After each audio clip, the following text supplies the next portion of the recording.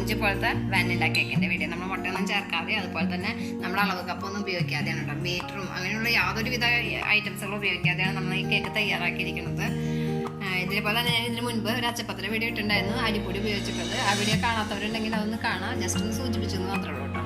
അപ്പോൾ ഈ വീഡിയോയിലേക്ക് കിടക്കണേക്കാളും മുൻപ് നിങ്ങൾക്ക് ഈ വീഡിയോ ഇഷ്ടപ്പെട്ടെങ്കിൽ ലൈക്ക് ചെയ്യാനും ഷെയർ ചെയ്യാനും മറക്കരുത്. നമുക്ക് നേരെ നമ്മുടെ വീഡിയോ പോകും. അപ്പം നമുക്ക് ഇന്ന് കേക്കിൻ്റെ കേക്ക് എങ്ങനെ തയ്യാറാക്കുന്നത് നമുക്ക് നോക്കിയേക്കാം. നമ്മളിന്ന് മുട്ട ചേർക്കാതെ നമ്മൾ കേക്ക് തയ്യാറാക്കുന്നത്. നമ്മളിന്ന് വാനില കേക്കാട്ടോ തയ്യാറാക്കുന്നത്. നല്ല സ്പോഞ്ച് ആയിട്ടുള്ള വാനില കേക്കാണ് നമ്മൾ തയ്യാറാക്കുന്നത്. കേക്ക് തയ്യാറാക്കണേക്കാളും മുൻപ് നമ്മളിന്ന് കേക്ക് തയ്യാറാക്കുന്നത് കേക്കിൻ്റെ ടിന്നിലൊന്നല്ല നമ്മൾ തയ്യാറാക്കുന്നത്. നമ്മൾ സാധാരണ അങ്ങനത്തെ ഒരു പാത്രം കിട്ടും, അങ്ങനത്തെ ഒരു പാത്രത്തിലാണ് നമ്മളിന്ന് കേക്ക് തയ്യാറാക്കുന്നത്. അപ്പോൾ ഈ ആദ്യം നമ്മൾ ഈ കൂട്ടൊക്കെ മിക്സ് ചെയ്യണേക്കാളും മുൻപ് നമുക്ക് ഈ പാത്രത്തിലോട്ട് കുറച്ച് ഓയിലോ അല്ലെങ്കിൽ ബട്ടറോ അതൊക്കെ നിങ്ങളുടെ ചോയ്സ് ആട്ടോ.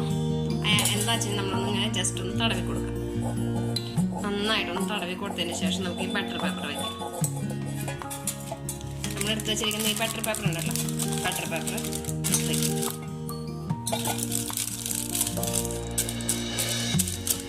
ബട്ടർ പേപ്പർ എടുത്ത് വെച്ചിട്ട് നമുക്ക് ഈ ബട്ടർ പേപ്പറിൻ്റെ മീതെ ഇതുപോലെ തന്നെ നമുക്ക് ഓയിലൊന്ന് തടവി കൊടുക്കാം. ഇതിൻ്റെ മീതെ നമ്മളിങ്ങനെ ഓയിലൊന്ന് ജസ്റ്റ് ഒന്ന് തടവി കൊടുക്കാം.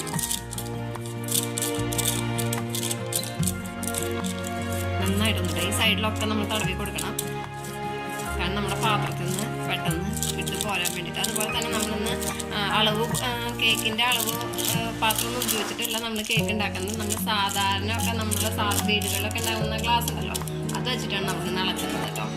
കാരണം അളവ് പാത്രം ഇല്ലാത്തവർക്കും ബീറ്റർ ഇല്ലാത്തവർക്കും ഒക്കെ ഒരു കേക്ക് ഉണ്ടാക്കണമല്ലോ. അപ്പോൾ അതിന് വേണ്ടി അപ്പം നമുക്കിത് മാറ്റി വയ്ക്കാം. ഇനി ഞാൻ ഇവിടുത്തെ എടുത്തിരിക്കുന്നത് എന്തൊക്കെയാണെന്ന് വെച്ച് കഴിഞ്ഞാൽ ഒരു ഗ്ലാസ് മൈദ എടുത്തിട്ടുണ്ട്. മൈദ ഇതുപോലെ വടിച്ചെടുക്കുക. നന്നായിട്ട് ഇങ്ങനെ എന്താ പറയുക, കുത്തി നിറയ്ക്കാനായിട്ട് നമ്മൾ പാടില്ല. നിങ്ങൾ ഏത് ഗ്ലാസ്സിലാണോ എടുക്കുന്നത് ആ ഗ്ലാസ്സിൽ തന്നെ ആയിരിക്കണം നമ്മുടെ എല്ലാ അളവുകളും. അതുപോലെ തന്നെ ഇതിലേക്ക് നമ്മൾ 3/4 ടീസ്പൂണോളം നമ്മൾ പഞ്ചസാര പൊടിച്ചത് എടുത്തിട്ട് 3/4 കപ്പ് കേട്ടോ, 3/4 ടീസ്പൂണല്ല 3/4 കപ്പോളം നമ്മൾ പഞ്ചസാര എടുത്തിട്ട് നമ്മളിതുപോലെ ഒരു ഗ്ലാസ് പാലെടുത്തിട്ടുണ്ട്. ഈ പാലിലേക്ക് നമുക്ക് 1 ടീസ്പൂൺ വിനീഗർ ചേർത്ത് കൊടുക്കാം.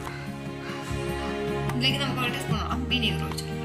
ഇത് എങ്ങനെ ഒഴിച്ചത്, ഇതിന് ബട്ടർ മിൽക്ക് എന്നാട്ടോ പറയാം. നമ്മൾ ബട്ടർ മിൽക്ക് തയ്യാറാക്കാം. ഇതിന് പകരം നിങ്ങൾക്ക് തൈര് എടുക്കാം. നല്ല കട്ട തൈര് ഉണ്ടല്ലോ, പുളിയില്ലാത്ത കട്ട തൈര് എടുക്കുമ്പോൾ പ്രത്യേകം ശ്രദ്ധിക്കുക. റൂം ടെമ്പറേച്ചറിൽ വേണം നമ്മൾ എടുക്കുന്ന ഓരോ ഐറ്റംസും, അല്ലെങ്കിൽ നമ്മുടെ കേക്ക് ഹാർഡായി പോകും. അപ്പം നമുക്ക് ഇതിലേക്ക് ഈ പഞ്ചസാര പൊടിച്ചത് ഇട്ട് കൊടുക്കാം. ഈ പഞ്ചസാര പൊടിച്ചതിൽ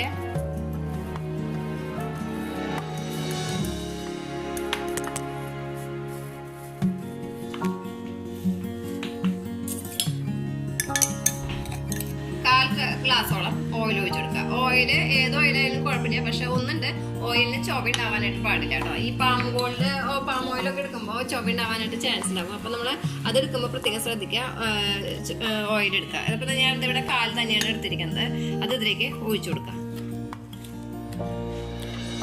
പിന്നെ നമുക്കിതിലേക്ക് നമ്മുടെ ഈ പാൽ നമ്മൾ തയ്യാറാക്കി വെച്ചിരിക്കുന്ന ബട്ടർ മിൽക്ക് ഉണ്ടല്ലോ, അത് ഇതിലേക്ക് നമുക്ക് ഒഴിച്ചു കൊടുക്കാം. നന്നായിട്ടൊന്ന് മിക്സ് ചെയ്തിട്ട് ഇളക്കി. ഇനി ഇതിലേക്ക് ഇനി പോരായിക വരാണെങ്കിൽ, പാലിൻ്റെ പോരായിക ഒക്കെ വരാണെന്നുണ്ടെങ്കിൽ നമുക്ക് ഇതിലേക്ക് വീണ്ടും കുറേശ്ശെ പാൽ ഒഴിച്ചു കൊടുക്കാം കേട്ടോ. നന്നായിട്ടൊന്ന് മിക്സ് ചെയ്ത് നല്ലൊരു ക്രീമി പരിപാടി കേട്ടോ. നമ്മൾ നന്നായിട്ട് ഇതുപോലെ ആക്കി എടുത്തിട്ടുണ്ട്. ഇതിലേക്ക് നമുക്ക് ഇനി ഒരു 2 നുള്ളി ഞാൻ വാനില എസൻസ് ഒഴിച്ചു കൊടുക്കുന്നുണ്ട്. ഇനി ചിലർ 1/4 ടീസ്പൂൺ വരെ ചേർക്കുന്നുണ്ട്, പക്ഷെ ഞാൻ അതിലേക്ക് ഒരു 2 നുള്ളി തന്നെയായിട്ട് ഒഴിച്ചു കൊടുക്കുന്നുണ്ട്. വാനില എസൻസ് കൂടി നമ്മൾ ചേർത്തിട്ടുണ്ട്. നമുക്കിതൊന്ന് മാറ്റി വയ്ക്കും. നമുക്ക് നമ്മുടെ ഡ്രൈ ഇൻഗ്രീഡിയൻസ് നമുക്കൊന്ന് അരിച്ചെടുക്കാം. ഇപ്പം നമുക്ക് നമ്മുടെ ഓവൻ ഒന്ന് ചൂടാക്കി എടുക്കാം. ഞാനിതിപ്പോൾ കേക്ക് ബേക്ക് ചെയ്യേണ്ടത് ഇതുപോലത്തെ ഒരു നോൺ സ്റ്റിക്കിൻ്റെ പാത്രത്തിലാണ്. അപ്പോൾ അതൊന്ന് നമുക്കൊന്ന് ചൂടാക്കാൻ വയ്ക്കാം. അപ്പം മീഡിയം ഫ്ലെയിമിൽ വെച്ചിട്ടാണ് ഞാൻ ചൂടാക്കുന്നത്. ഒരു 15 മിനിറ്റോളം ഞാനിത് ചൂടാക്കുന്നുണ്ട്. മീഡിയം ഫ്ലെയിമിൽ വെച്ചിട്ടാണ്. നിങ്ങൾ ചെറിയ ഫ്ലെയിമിലാണ് കേക്ക് ഉണ്ടാക്കുന്നത്, അല്ലെങ്കിൽ അത്ര നന്നായിട്ട് ഫ്ലെയിം കുറയ്ക്കണ്ട കേട്ടോ. അപ്പോൾ അതിനുള്ളിൽ ഞാനൊരു സ്റ്റാൻഡൊക്കെ വെച്ചിട്ടുണ്ട്. ഞാൻ ഉപ്പിൻ്റെ കളർ ജസ്റ്റ് ഒന്ന് മാറിയിട്ടുണ്ട്, കാരണം ഞാൻ ഇന്നലെ കേക്ക് ബേക്ക് ചെയ്തതാണ്. അപ്പോൾ നമ്മൾ ഒരു വട്ടം ഉപ്പ് വെച്ച് ബേക്ക് ചെയ്യുമ്പോഴേക്കും ഉപ്പ് മാറ്റണമെന്നില്ല കേട്ടോ. അപ്പോൾ നമുക്ക് നമ്മുടെ ഓവൻ ഇവിടെ ചൂടാക്കാൻ വെച്ചിട്ടുണ്ട്. നമുക്ക് അതിന് നേരം കൊണ്ട് നമുക്ക് നമ്മുടെ ഡ്രൈ ഇൻഗ്രീഡിയൻസ് ഒന്ന് അടിച്ചെടുക്കാം. നമുക്കിതിലേക്ക് മൈദ ഇട്ട് കൊടുക്കാം. മൈദ ഒരു കപ്പാട്ടോ എടുത്തേക്കുന്നത്. അപ്പോൾ കപ്പാണെങ്കിൽ കപ്പ്, ഗ്ലാസ് ആണെങ്കിൽ ഗ്ലാസ്. അതിൽ നമ്മൾ 1 ഗ്ലാസ് മൈദ എടുത്തിട്ടുണ്ട്. ഇതിലേക്ക് നമുക്കിനി 1/4 ടീസ്പൂണോളം ബേക്കിംഗ് സോഡ ഇട്ട് കൊടുക്കാം.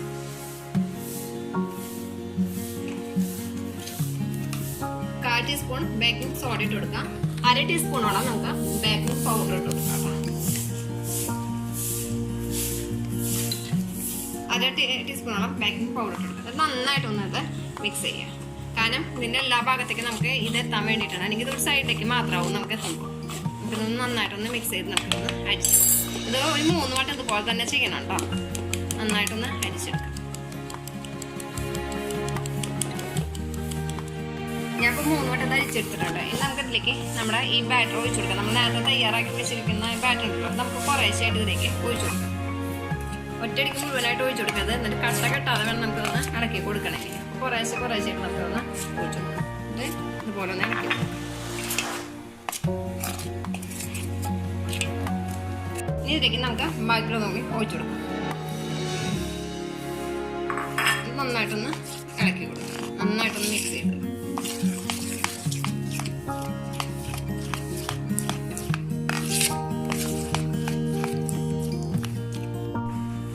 ഇതിലേക്ക് ഒരു നുള്ളു ഉപ്പിട്ട, ഒരു നുള്ളു മതി ഉപ്പ് നമുക്ക് ഇട്ട് കൊടുക്കാം.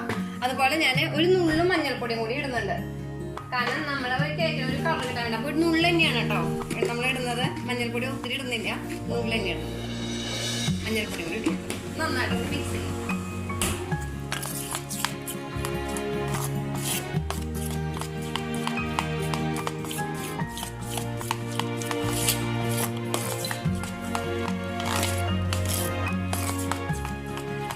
നമ്മുടെ ഓവൻ നന്നായിട്ട് അങ്ങനെ ചൂടായി തുടങ്ങിയിട്ടുണ്ട്.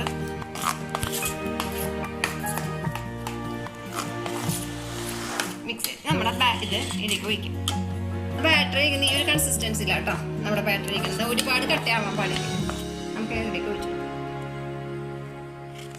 നമുക്ക് അളവിൻ്റെ പാത്രങ്ങളൊന്നും ആവശ്യമില്ല നമുക്കൊക്കെ. പക്ഷെ ഒന്ന് ശ്രദ്ധിക്കണം, നിങ്ങൾ ഏതിലാണോ അളന്നെടുക്കണേ അതിൽ തന്നെ വേണം നമ്മളെല്ലാ ഇൻഗ്രീഡിയൻസും അളന്നെടുക്കാൻ വേണ്ടിയിട്ട്. അത് മസ്റ്റാണ് കേട്ടോ. നന്നായിട്ട് ഒന്നിങ്ങനെ തട്ടിക്കൊടുക്കാം.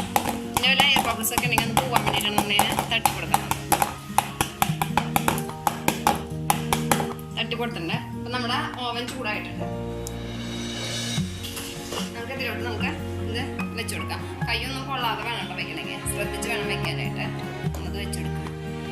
നമുക്കൊരു 35 to 40 മിനിറ്റ് വരെയാണ് നമുക്ക് സമയം. ഒരു 30 മിനിറ്റ് ഒക്കെ കഴിയുമ്പോൾ നമുക്കതൊന്ന് തുറന്ന് നോക്കി നോക്കാം.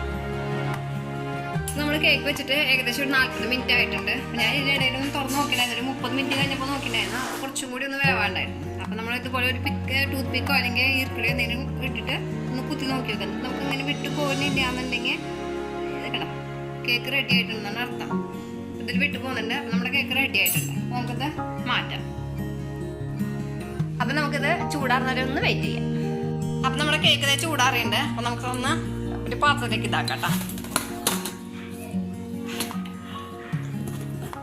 ജസ്റ്റ് ഒന്ന് ഇങ്ങനെ തട്ടി കൊടുക്കാം.